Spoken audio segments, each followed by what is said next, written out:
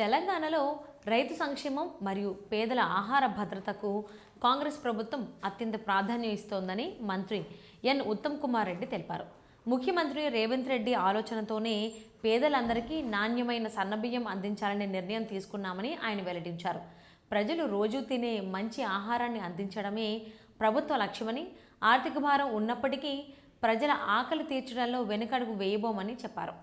ప్రస్తుతం రాష్ట్రంలో సుమారు 86% జనాభాకు ఈ సన్నబియ్యం అందుతున్నదని, ఈ పథకం కోసం ప్రతి ఏడాది దాదాపు 14,560 కోట్ల రూపాయలు ఖర్చవుతున్నాయని మంత్రి వివరించారు.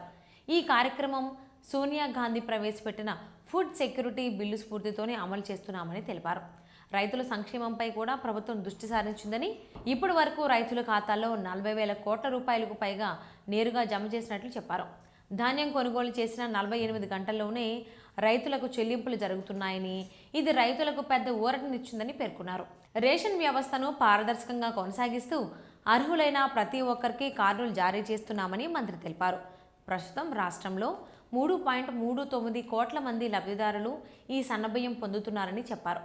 రేషన్ కార్డు దరఖాస్తులకు ఎలాంటి గడువు లేకుండా ఎప్పుడైనా దరఖాస్తు చేసుకునే అవకాశం ఉందని స్పష్టం చేశారు. వేసవి కాలాన్ని దృష్టిలో ఉంచుకుని ప్రజలకు సౌకర్యంగా ఉండేలా ప్రభుత్వం మరో కీలక నిర్ణయం తీసుకుంది. ఏప్రిల్, మే, జూన్ నెలల రేషన్ను ఒకేసారి అందించనున్నట్లు ప్రకటించింది. దీంతో ప్రజలు ఒకేసారి తమ నిత్యావసరాలను పొందగలుగుతారు. అదనంగా వచ్చే నెలలో కొత్త రేషన్ దుకాణాలను ప్రారంభించేందుకు కూడా ప్రభుత్వం సిద్ధమవుతోంది.